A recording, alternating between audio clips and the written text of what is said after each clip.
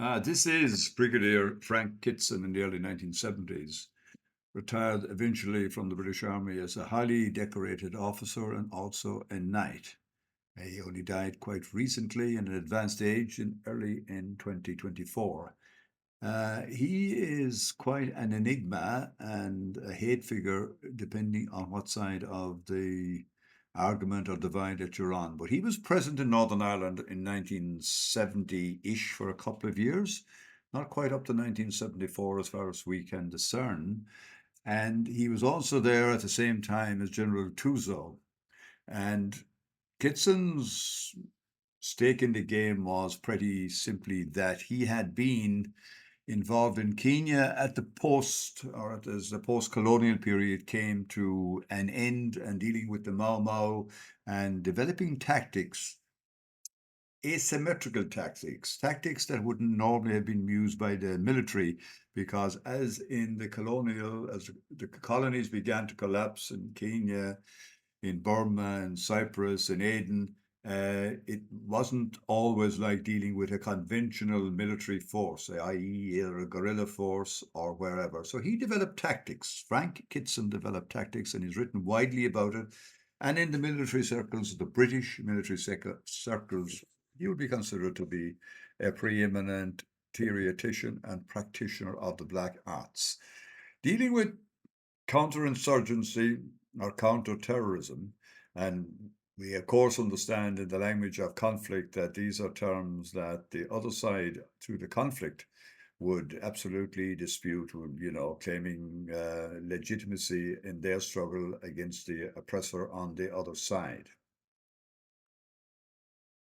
But leaving the abstract debates to one side, one of the techniques adopted by Brigadier Frank Kitson in the first case in Kenya, dealing with the revolution there as it mounted and the existence of what were called Mau Mau, a secret Kenyan society, guerrilla warfare, waging progressive attacks on the British presence there, on the British settlers, and clearly a very difficult target to engage with successfully, the demographics of the country, the nature of the background, and all of that. So Kitson developed something which he called counter gangs. In other words, very simple proposition.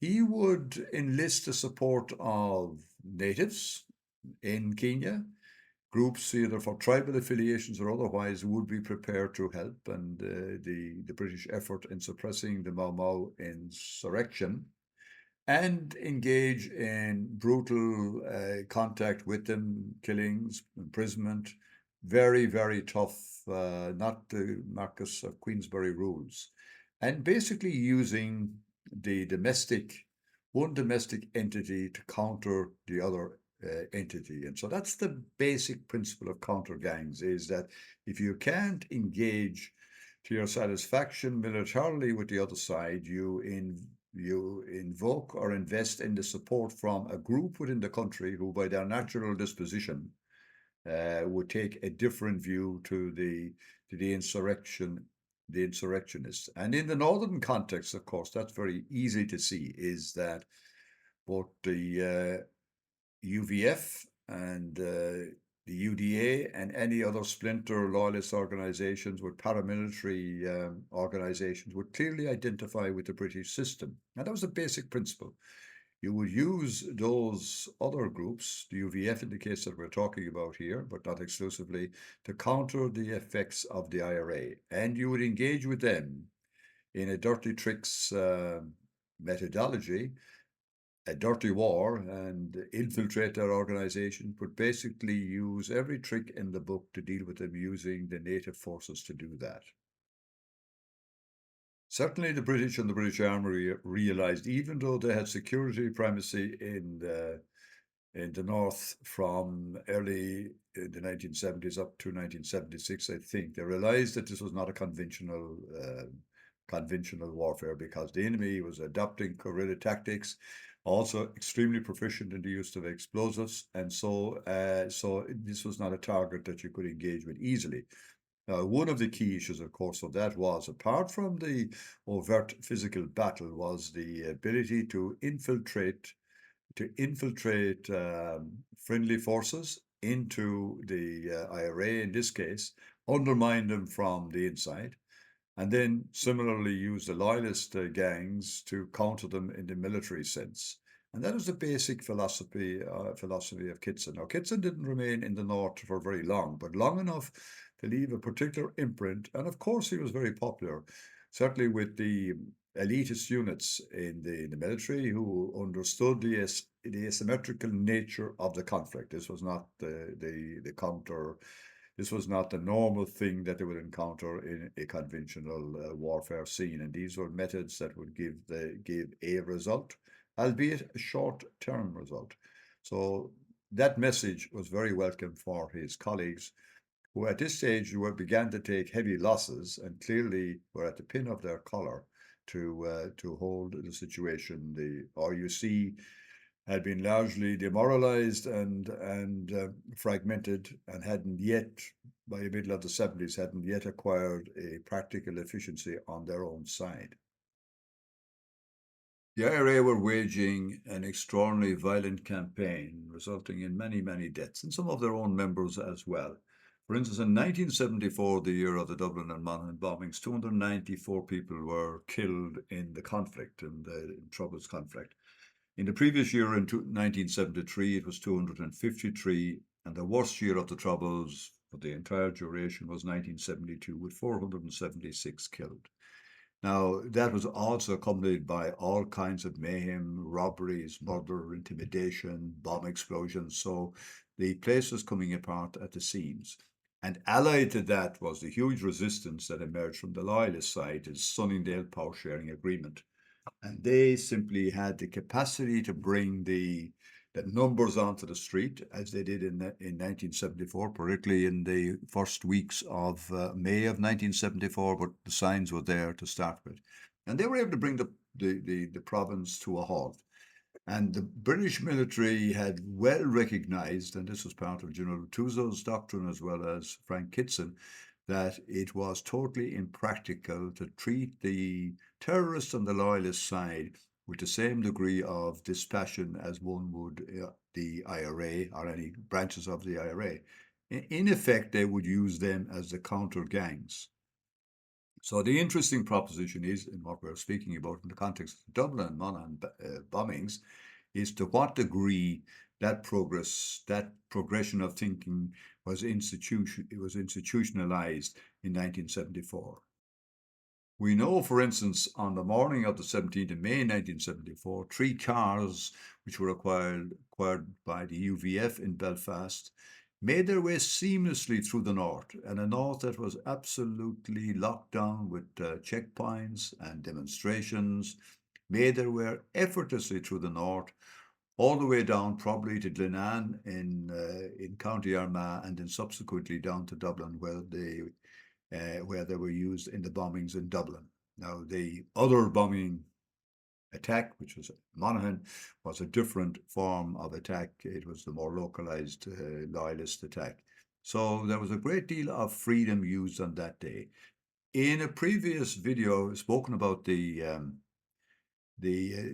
information left behind by Lieutenant Colonel Nigel Wilde, and indeed that of Lieutenant Colonel George Stiles. And both of these men give a very interesting insight, where George Stiles was very happily saying that the UVF didn't have any capacity to do synchronized car bombings, and that it was entirely within the normal remit to let off explosions for British military colleagues using captured IRA explosives. And we ally that with statements from Nigel Wilde, where he looks at the technical capacity of the explosives used in Dublin, and on the balance of probability, he felt that these were captured IRA explosives of the latest variety, which I've called ANFO 2 in another video.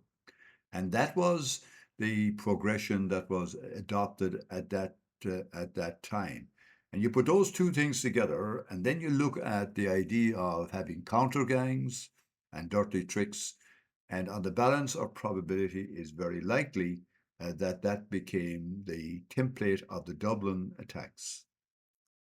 And just as we wrap up this segment, I mean, it would be so naive not to understand that the British military were uh, inserting themselves by agents and agents of influence into all aspects of the Irish situation. You know, both in the IRA, but also in civil society and the political movements. That was part of the long war, where you needed to have friends in places where they could assist. So the whole idea of collusion, which could be another name for counterterrorism or counterinsurgency, became something that was used as a tactic to achieve the ultimate goal, which was, in military terms, to defeat the IRA and particularly the provisional IRA. And in that, there would be casualties. Soldiers are trained to kill. They are not civil police officers. And in war, as we know regretfully even in these days, there is collateral damage, and people can be sacrificed in that great big scheme of things. It was only 2 years since the Bloody Sunday in Derry, where 14 people were murdered in the broad daylight in the afternoon. And again, you can see that the price of life was very low indeed in those circumstances.